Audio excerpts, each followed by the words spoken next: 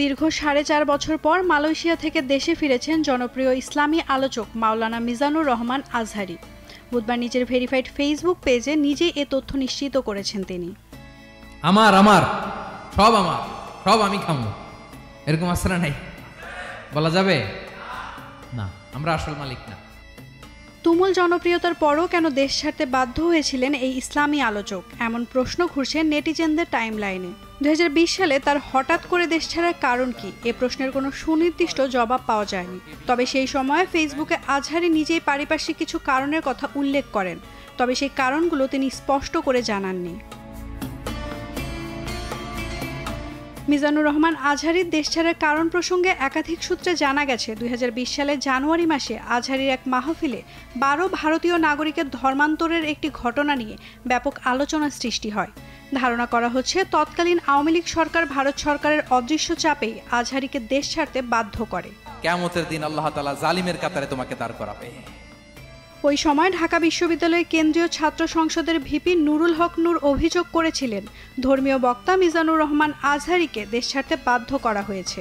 VP নূর নিজের Facebook পেজের লাইভে এসে এ মন্তব্য করেছিলেন। তবে সাধারণ মানুষের ধারণা তিনি সাঈদীর পক্ষে কথা বলার কারণেই তাকে দেশ ছাড়তে বাধ্য করা হয়। এদিকে গত 6 জুলাই আজহারি এক ফেসবুক লাইভে এসে বলেন, অনেকে আমাকে মেসেজ করে ও ব্যক্তিগতভাবে ফোন করে জানতে চেয়েছিলেন আমি কবে দেশে ফিরব। আমি তাদের বলতে চাই আমি দ্রুতই দেশে ফিরব। বিষ্ণু বলেন, নিজে হক এটা জানার পরেও আর যাতে তর্ক না বাড়ে, যে তর্ক থামিয়ে দেয় জান্নাতের আঙ্গিনায়, তাকে আমি একটা ঘরের গ্যারান্টি দেই।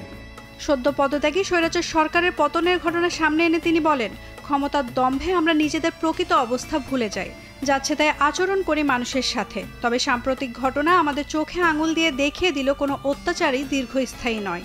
বৈষম্য বিরোধী আন্দোলনে যারা নেতৃত্ব দিচ্ছেন এবং এখনো কষ্ট করে যাচ্ছেন তাদের শুভেচ্ছা জানাই। কিন্তু সবচাইতে বেশি জান্নাতে প্রবেশ করাবে যে আমল, বিষ্ণু বললেন, এক হচ্ছে আল্লাহর ভয়, আরেক হচ্ছে সর্বোত্তম আচরণ। 2020 সালের ফেব্রুয়ারি মাসে বাংলাদেশ থেকে মালয়েশিয়া চলে যাওয়ার ঘোষণা দেন মিজানুর রহমান আজহারি। এরপর থেকে মালয়েশিয়াতেই অবস্থান করছিলেন তিনি। তখন এক ফেসবুক পোস্টে তিনি লেখেন, পারিপার্শ্বিক কিছু কারণে এখানেই এবছরের তাফসির প্রোগ্রামের ইতি টানতে হচ্ছে, তাই মার্চ পর্যন্ত আমার বাকি প্রোগ্রামগুলো স্থগিত করা হলো। রিসার্চের কাজে আবারও মালয়েশিয়া ফিরে যাচ্ছি। আল্লাহ রাব্বুল আলামিন সুযোগ করে দিলে আবারও দেখা হবে, কথা হবে ইনশাআল্লাহ। নাওমিন নাসরিন, ডেইলি সান।